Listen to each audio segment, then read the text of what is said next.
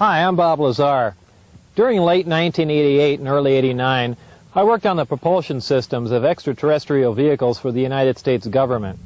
The hardware and technology I was exposed to should be placed in the proper hands of the scientific community, and it is the right of every person on Earth to know that there is physical evidence which proves that there is life elsewhere and that at least one form of that life has been here.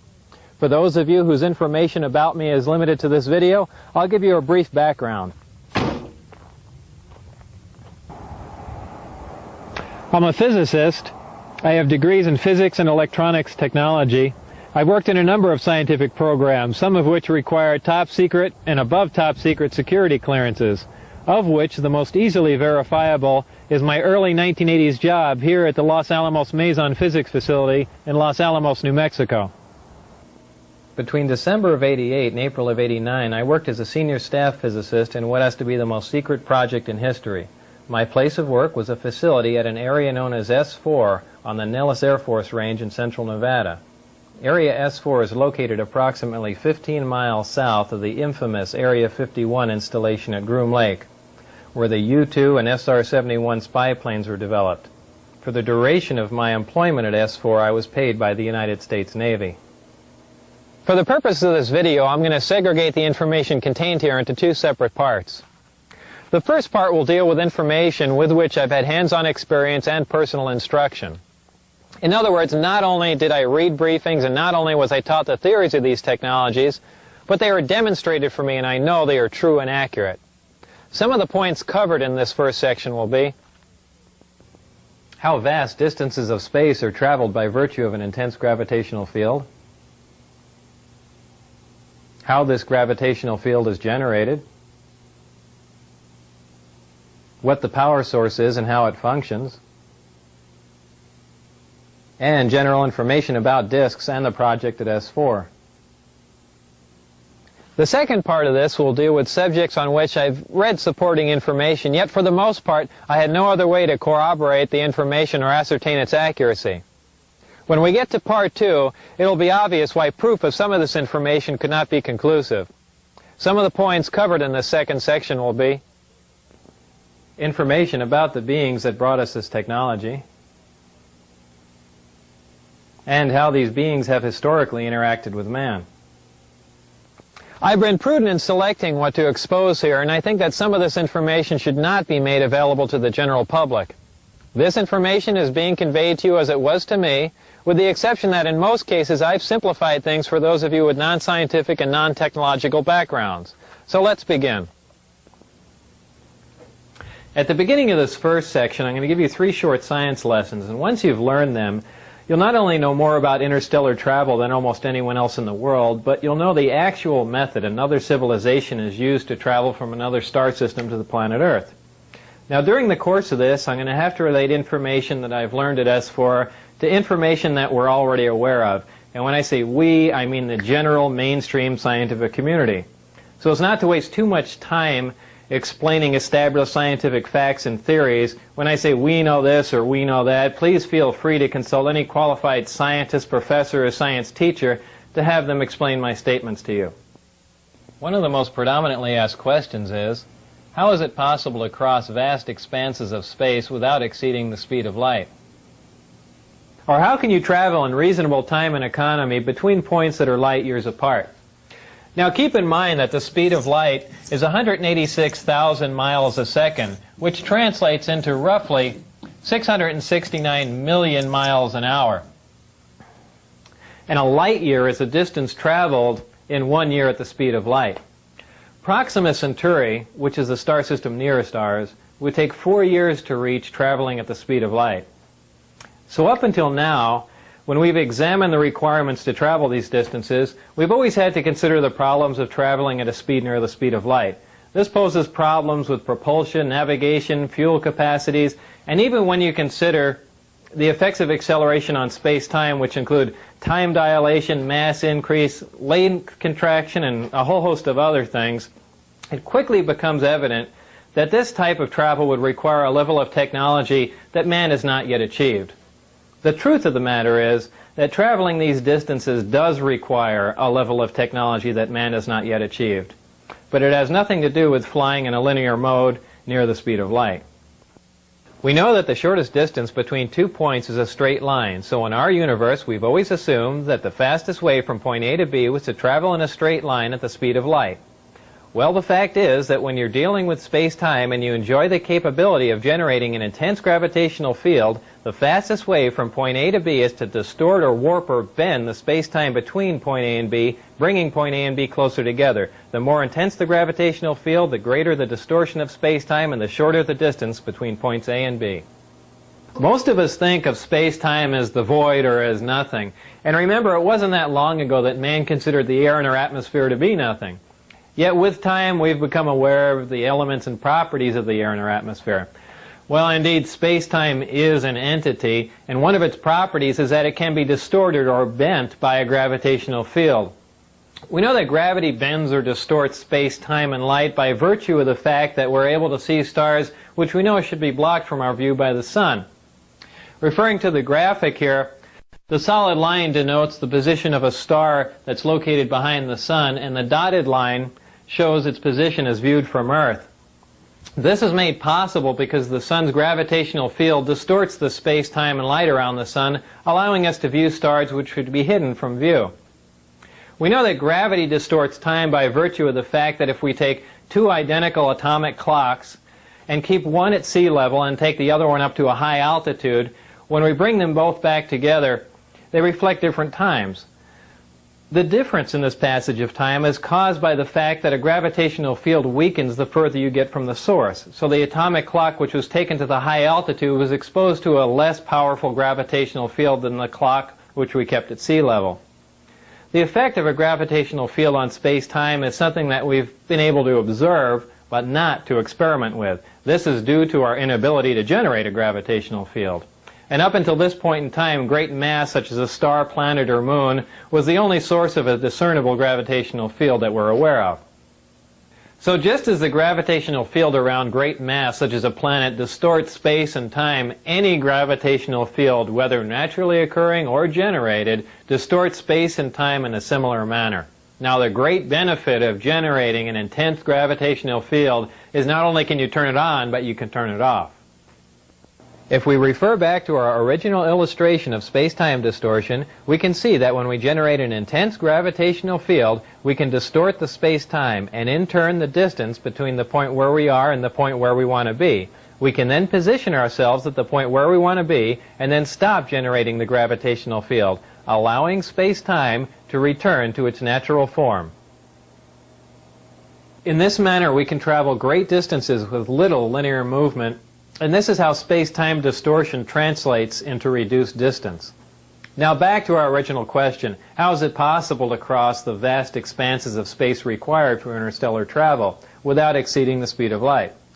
This is accomplished by generating an intense gravitational field, distorting space-time and allowing you to cross many light years of space in little or no time and without traveling in a linear mode near the speed of light.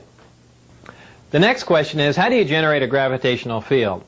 Up until this point in time, I've used the term generate to describe the capability of producing a gravitational field, but since I'm not aware of any way of creating a gravitational field from nothing, a more accurate term might be to access and amplify a gravitational field. And this is what I mean when I use the term generate. To understand how gravity is generated or accessed and amplified, you must first know what gravity is. There are two main theories. The wave theory, which states that gravity is a wave, and the currently accepted theory of gravitons, which are alleged subatomic particles that perform as gravity, which is total nonsense. Well, gravity is a wave, and there are two specific different types of gravity, gravity A and gravity B. Gravity A works on a small or micro scale, while gravity B works on a large or macro scale. We are familiar with gravity B. It is the big gravity wave that holds the Earth as well as the rest of the planets in orbit around the Sun and holds the Moon as well as man-made satellites in orbit around the Earth. We are not familiar with gravity A. It is the small gravity wave which is the major contributory force that holds together the mass that makes up all protons and neutrons. Gravity A is what is currently being labeled as the strong nuclear force in mainstream physics, and gravity A is the wave that you need to access and amplify to enable you to cause space-time distortion for interstellar travel.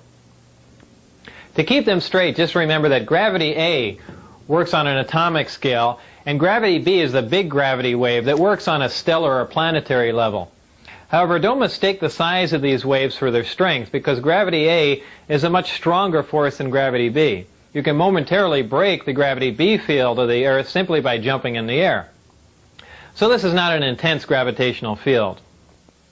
Locating gravity A is no problem because it is found in the nucleus of every atom of all matter here on Earth, and all matter anywhere else in our universe. However, accessing gravity A with the naturally occurring elements found on Earth is a big problem. Actually, I'm not aware of any way of accessing the gravity A wave using any Earth elements, whether naturally occurring or synthesized, and here's why. We've already learned that gravity A is the major force that holds together the mass that makes up protons and neutrons. This means the gravity A wave we are trying to access is virtually inaccessible, as it is located within matter, or at least within the matter that we have here on Earth. However, the Earth is not representative of all matter within our universe. The residual matter which remains after the creation of a solar system is totally dependent on the contributing factors which were present during the creation of the solar system. This is true whether you believe that the origin of the universe was an evolutionary event or that a supreme being caused this event to happen.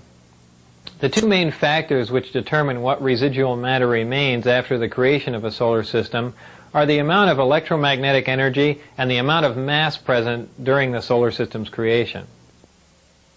Our solar system has one star, which is our Sun, but the majority of solar systems in our Milky Way galaxy are binary and multiple star systems. In fact, many single star systems have stars that are so large that our Sun would appear to be a dwarf by comparison. Keeping all this in mind, it should be obvious that a large single star system, binary star system, or multiple star system would have had more of the prerequisite mass and electromagnetic energy present during their creations. This makes it possible for these systems to possess elements which are not native to the Earth.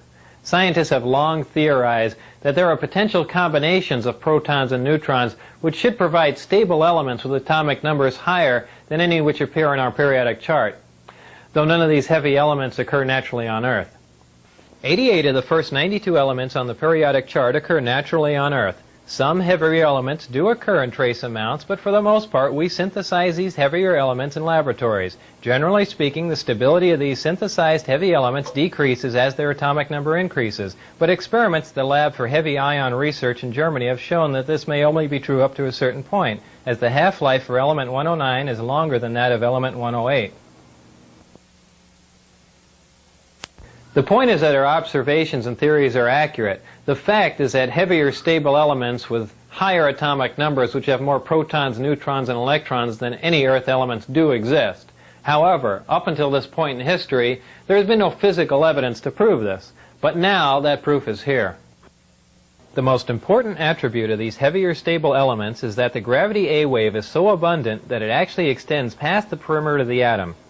These heavier stable elements literally have their own gravity A field around them, in addition to the gravity B field that is native to all elements. No naturally occurring atoms on Earth have enough protons and neutrons for the cumulative gravity A wave to extend past the perimeter of the atom so you can access it.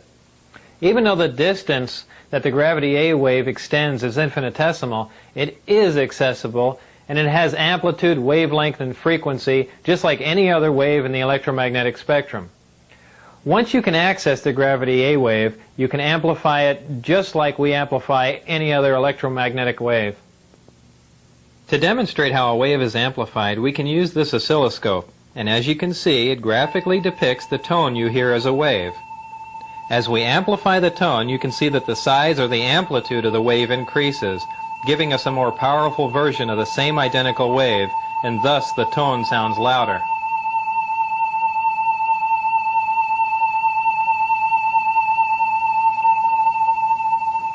In like manner, the gravity A wave is amplified and then focused on the desired destination to cause the space-time distortion required for space travel. This amplified gravity A wave is so powerful that the only naturally occurring source of gravity that could cause space-time to distort this much would be a black hole. This brings us back to our original question: how do you generate a gravitational field? you must have access to an element which is heavy enough for the gravity A wave to extend past the perimeter of the atom. Then you can access and amplify it for space-time distortion. To complete our 3 science lessons, the last question is, what is the power source for this type of travel? Well, for those of you with limited knowledge about power sources, I'm sure you can probably imagine the enormous amount of power required to cause a space-time distortion for this type of travel. After all, we're amplifying a wave that barely extends past the perimeter of an atom until it's large enough to distort vast amounts of space-time. For those of you with extensive knowledge about power sources, I'm sure it's probably even more puzzling as to how it's possible to have a compact, lightweight, onboard power source that can provide this much power. For everyone to understand that, I need to further explain a couple of things we briefly touched upon in the last question. If you remember, I said that for the most part, we synthesize or create heavier elements in accelerators, and their stability decreases as their atomic number increases. So what does this all mean? Well, we synthesize these heavier, unstable elements by using more stable elements as targets in a particle accelerator. We then bombard the target element with various atomic and subatomic particles. At this point, transmutation occurs, making the target element a different, heavier element. This element now has a higher atomic number, as the atomic number simply indicates the number of protons in the nucleus of the atom. So this is what I mean when I say their atomic number increases. What does their stability decreases mean? The length of time which an element exists before it decays determines its stability. Atoms of some elements decay faster than atoms of other elements, so the faster an element decays, the more unstable that element is considered to be. When an atom decays, it releases or radiates subatomic particles and energy, which is the radiation that a Geiger counter detects. As you can see, this Geiger counter is detecting the radiation from this uranium, which literally means that the Geiger counter is sensing the subatomic particles which are being released or radiated as the uranium decays. Those elements in which nuclear radiation can be consistently detected are radioactive elements. These heavy elements, which we synthesize in particle accelerators, are of the radioactive variety, and they decay very rapidly. Since we're only able to make a few atoms of these elements, and because they decay so rapidly, we're not able to observe much about them. This is what I mean when I say their stability decreases. However, there are elements with higher atomic numbers which are stable, even though they don't occur naturally on Earth, and we can synthesize them in particle accelerators. These are the elements in the 114, 115 range which don't appear on a periodic chart. Beyond element 115, the elements become unstable again, and in fact, element 116 decays in fractions of a second. This finally brings us to the power source. The power source is a reactor which uses this element 115 as its fuel. In this reactor, element 115 is used as a target and is bombarded with protons in a small particle accelerator. When a proton plugs into the nucleus of an atom of 115, it increases its atomic number and becomes an atom of element 116, which, remember, decays instantly. What element 116 releases as it decays, or what it radiates, is antimatter. What is antimatter? Antimatter is the exact counterpart of matter, which has a charge and a spin that is in the opposite of all matter. When combined with any matter in our universe, antimatter reacts and completely converts to energy. And remember, the rapid conversion of matter to energy is what we generally call an explosion. To demonstrate the explosive power of antimatter, let's pick a random area where an atomic bomb might explode. Oh, let's say Iraq. And for demonstration purposes, let's say an atomic bomb would explode, for instance, in, Baghdad. Well, if one of our older atomic bombs exploded in Baghdad, the area of total devastation, which is indicated by the red dot on the map, would be approximately 2 miles. This would be caused by a fission reaction in which less than 1% of the nuclear material is converted to energy. Most of you are familiar with the bombs that were dropped on Japan in World War II. This is the same bomb that was dropped on Nagasaki August 9, 1945. About this same time, Dr. Edward Teller, who's known as the father of the hydrogen bomb, figured out that a nuclear fusion bomb was possible. Fusion would release even more energy and cause an even bigger explosion from the same amount of nuclear material. Much to Dr. Teller's dismay, the Japanese surrendered, we never dropped the hydrogen bomb, and Dr. Teller has been in a bad mood ever since. But if a hydrogen bomb containing the same amount of nuclear material as the Nagasaki bomb were to explode in Baghdad, the area of total devastation would be approximately 20 miles. This would be caused by a nuclear fusion reaction, which again, less than 1% of the nuclear material actually converts to energy or explodes. The other 99% of the nuclear material on this type of bomb is dispersed, but is not involved in the actual nuclear fusion reaction. Now, if a bomb was made with the same amount of nuclear material as the Nagasaki bomb, and that material was antimatter, when that bomb exploded in Baghdad, the area of total devastation would include parts of Africa, Europe, and Asia, with the exact area of total devastation being very difficult to calculate. This would be caused by a total annihilation reaction, which is the complete conversion of matter to energy. 100% of the nuclear material on this bomb would explode or convert to energy. We currently have no practical way to harness antimatter into a bomb, and generally speaking, we can only isolate antimatter in a particle accelerator and store it for a short time. This demonstrates the enormous amount of power released when you totally convert matter to energy, which is what happens when antimatter and matter are combined. So back to our power source. Inside the reactor, element 115 is bombarded with a proton, which plugs into the nucleus of the 115 atom and becomes element 116, which immediately decays and releases or radiates small amounts of antimatter. The antimatter is released in a vacuum into a tuned tube, which keeps it from reacting with the matter that surrounds it. It is then directed towards a gaseous matter target at the end of the tube. The matter and antimatter collide and annihilate, totally converting to energy. The heat from this reaction is converted into electrical energy in a near 100% efficient thermoelectric generator. This is a device that converts heat directly into electrical energy. Many of our satellites and space probes use thermoelectric generators, but their efficiency is very, very low. All of these actions and reactions inside of the reactor are orchestrated perfectly like a tiny little ballet. And in this manner, the reactor provides an enormous amount of power. So back to our original question. What is the power source that provides the power required for this type of travel? The power source is a reactor which uses element 115 as a fuel and uses a total annihilation reaction to provide the heat which it converts to energy, making it a compact, lightweight, efficient onboard power source.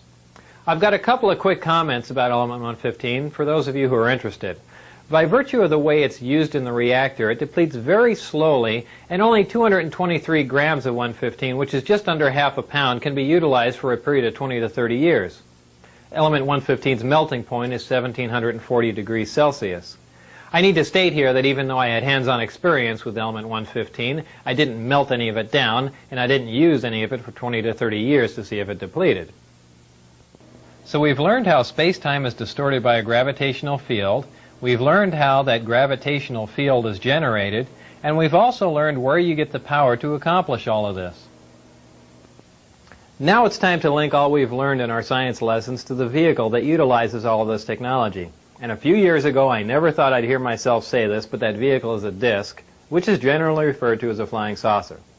I had at least partial views of the 9 different disks out at Area S4, but the one I'm going to describe to you now is the one in which I not only saw 2 of the 3 interior levels, but I also saw it fully functional in flight.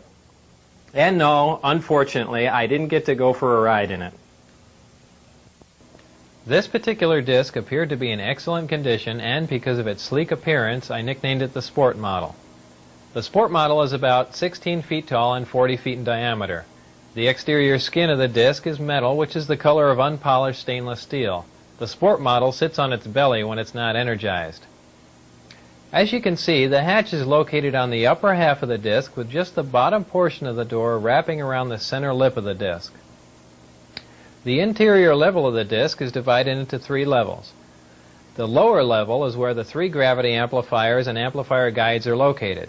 These are the things used to amplify and focus the gravity A wave that we learned about in our science lessons. The reactor is located directly above the 3 gravity amplifiers on the center level and is in fact centered between them.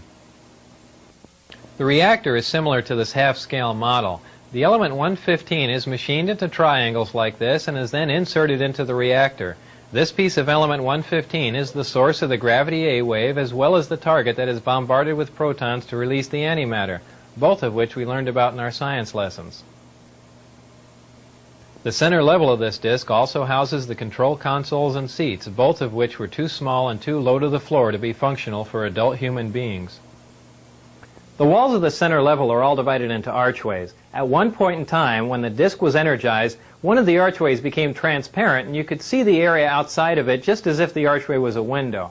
After the panel had been transparent for a while, a form of writing, which was unlike any alphabetic, scientific, or mathematical symbols I've ever seen, began to appear on the transparent archway. And I was never informed as to how all of this was achieved, not that any of that would have required alien technology.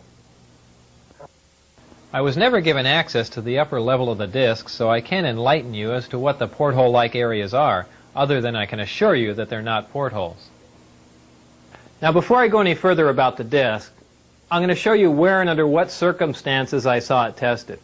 My job in this program was to be part of a back engineering team. Back engineering is the act of taking a finished product and tearing it apart to find out what makes it tick. The goal in this program was to see if the technology of the disk could be duplicated with Earth materials. When I went to work, I was flown from McCarran Airport in Las Vegas to Area 51, which is a highly secure government base on the Nevada test site. Area 51 is located about 125 miles north of Las Vegas near the Groom Mountains and the Groom Dry Lake bed. From Area 51, I was bused to an even more highly secure facility located about 15 miles south of Area 51 called S4. S4 is situated at the base of the Papoose Mountains by the Papoose Dry Lake bed. The airspace around S4 is restricted, and if any unwelcome aircraft strays into the outer sector, they radio the pilot and instruct him or her to leave. If that pilot continues and strays into the middle sector, jets will be scrambled to escort the intruding aircraft out. If for any reason whatsoever that aircraft penetrates into the inside sector before jets can be airborne, ground-to-air missiles will neutralize the intruder. The moral of this story is don't try and fly into S4. The S4 installation is built into the mountain and the 9 hangar doors are angled at about 60 degrees. These doors are covered with a sand-textured coating to blend in with the side of the mountain and the desert floor. As you can see in this representation, my ID badge had a white background with one light blue and one dark blue diagonal stripe in the upper left-hand corner. At the bottom of the badge, there were letters and numbers designating various areas, including S4.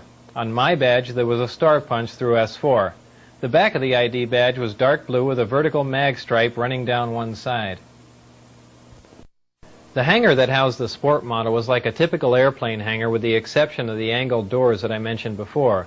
The hangar was equipped with typical tools and extensive electronic equipment. It also had a machine with an X-ray emblem on it and an overhead crane rated at 20,000 pounds. Equipment in this hangar was marked with a black number 41 with a white circle around it. It was outside of this hangar that I saw the sport model tested. Now, when the disk travels near another source of gravity, such as a planet or moon, it doesn't use the same mode of travel that we learned about in our science lessons. When a disk is near another source of gravity, like Earth, the gravity A wave, which propagates outward from the disk, is phase shifted into the gravity B wave, which propagates outward from the Earth, and this creates lift. The gravity amplifiers of the disk can be focused independently, and they are pulsed and do not stay on continuously. When all three of these amplifiers are being used for travel, they're in the delta configuration. And when only one is being used for travel, it's in the omicron configuration. As the intensity of the gravitational field around the disk increases, the distortion of space-time around the disk also increases. And if you could see the space-time distortion, this is how it would look. As you can see, as the output of the gravitational field from the amplifiers becomes more intense, the form of space-time around the disk not only bends upward, but at maximum distortion actually folds over into almost a heart shape around the top of the disk. Now remember, this space-time distortion is taking place 360 degrees around the disk. So if you were looking at the disk from the top, the space-time distortion would be in the shape of a donut. When the gravitational field around the disk is so intense that the space-time distortion around the disk achieves maximum distortion and is folded up into this heart-shaped form, the disk can't be seen from any vantage point, and for all practical purposes is invisible. All you could see would be the sky surrounding it. The program out at Area S4 consisted of 3 projects. Project Galileo, Project Sidekick, and Project Looking Glass. Project Galileo dealt with gravity propulsion and was the source of all the information you've learned in this first section. Project Sidekick dealt with a beam weapon that had a neutron source and was focused by a gravity lens. Project Looking Glass dealt with the physics of seeing back in time. Now, I was not personally involved with the hardware of Project Sidekick or Looking Glass, and those projects are beyond the scope of this video. So this brings us to the end of this first part, in which I'm presenting to you as fact. At this point, we begin our second part, which is the section that contains what I call excerpts from the government Bible. I call it that because, as you can tell from part one, there's a small segment of the United States government that makes scientific and technological judgments from a knowledge base that is not available to the general public. If the following information is true, the United States government also makes judgments on a historical, philosophical, and even theological level from a knowledge base that is not available to the general public. These are excerpts from some of that information. As part of my indoctrination into the program at S4, I would randomly be taken into a small room which contained a table, a chair, and 120 or so briefings in blue folders. I'd be left there to read for varying amounts of time, usually about half an hour. These briefings contained a wide spectrum of information, mostly relating to aliens and alien technology. These reports appeared to be an overview of alien information which could be used to brief scientists from any field about the scope of the whole project, and not just their specific field of endeavor. The overview of Project Galileo was accurate. I read the overview and later witnessed evidence which proved it to be accurate. So it is possible that scientists involved with other projects could have seen evidence that these other overviews were also accurate, but I can't make that assertion. To me, these reports were simply words on paper. So to keep from saying allegedly and supposedly in every sentence, I'll relay this information to you as I read it, since I've already put this disclaimer on it. This technology that you've learned about thus far was brought here by some alien beings from the Zeta Reticuli 1 and 2 star system. These stars are located in the constellation of Reticulum, which can only be seen from the southern hemisphere. Zeta Reticuli is a binary star system, which means it has 2 stars, and is located approximately 30 light-years from Earth. These beings are from Reticulum 4, which is the 4th planet out from Zeta Reticuli 2. This is the way star systems were referred to in these reports. They simply designate the name of the star and the number of planets from the nearest to the furthest from the star. For instance, our Sun was designated as Sol, and the Earth was referred to as Sol 3 because we're the 3rd planet out from the Sun. A day on Reticulum 4 is 90 Earth hours long. The beings are 3 to 4 feet tall and weigh 25 to 50 pounds. They have grayish skin and large heads with almond-shaped wraparound eyes. They have very slight nose, mouth, and ear positions and are hairless. Any dates in the information regarding these beings were written in a 6-digit number which began with 1623. Since I had no idea what the 6-digit number was for the present year, I had no way of calculating when these beings arrived, or at least arrived this time. These beings said that they had been visiting Earth for a long time and presented photographic evidence which they contended was over 10,000 years old. There was an exchange of hardware and information in Central Nevada until 1979, at which time there was a conflict which brought the program to an abrupt halt. The beings left, but were to return at a 1623 date, and I don't know what that date is. With the remaining hardware and information, the U.S. government started the back engineering program. In May of 1987, some scientists took an antimatter reactor to an underground blast facility on the Nevada test site to perform an experiment. Unfortunately for them, their experiment required them to cut the reactor open, which resulted in their deaths. This explosion was explained to others at the test site as a previously unannounced low-yield underground nuke test. I was hired in December of 1988 to replace one of these men. These beings conveyed information about the capability of affecting the human brain to anesthetize the human body. This is done without any physical contact from a remote source. For this anesthesia to be accomplished, the brain has to be in a relaxed state similar to that required for hypnosis. If the brain is subject to any external stimulation like stimulant drugs or loud music, this manipulation of the nervous system is ineffective. These beings said that man was the product of externally corrected evolution. They said that man, as a species, had been genetically altered 65 times. They referred to humans as containers, yet I don't know what we're containers of. As I'm sure you now know, it was impossible for me to corroborate the information in the second section. And obviously, if this information is true, the ramifications are far-reaching, and you don't have to be a nuclear physicist to figure that out. So before I bring this to an end, there are a couple of questions I should address for you.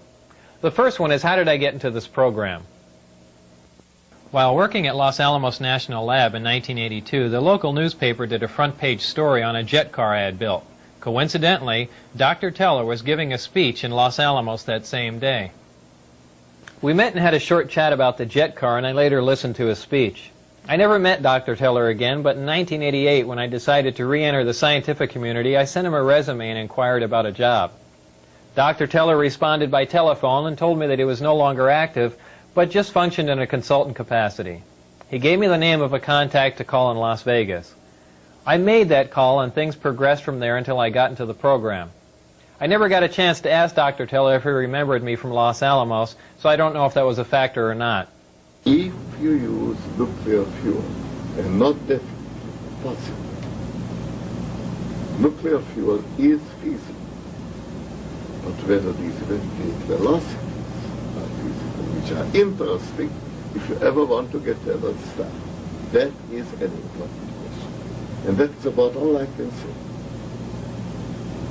All I have time to say. And what specifically the fuel will be, I think it might be fission, more probably fusion.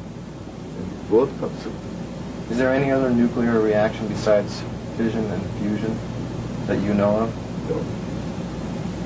Is there anything such? Look, please, you try to explore the things about which I only will have to tell you it is not interesting, it's a waste of time.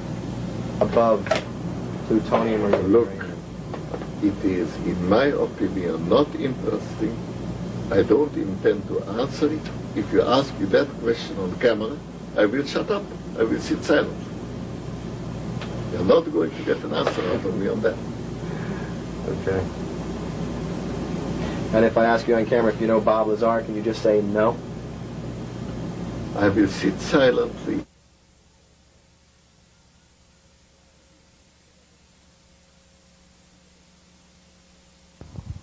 The second question is that if all I've just presented to you is true and the government is keeping this a secret, how can I make a video telling you about it?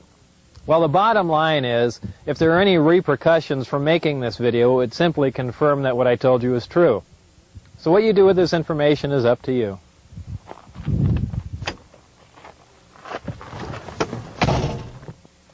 Remember, not everyone who sees a disk in the sky is crazy, so keep your eye on the sky, especially here in central Nevada, and thanks for listening.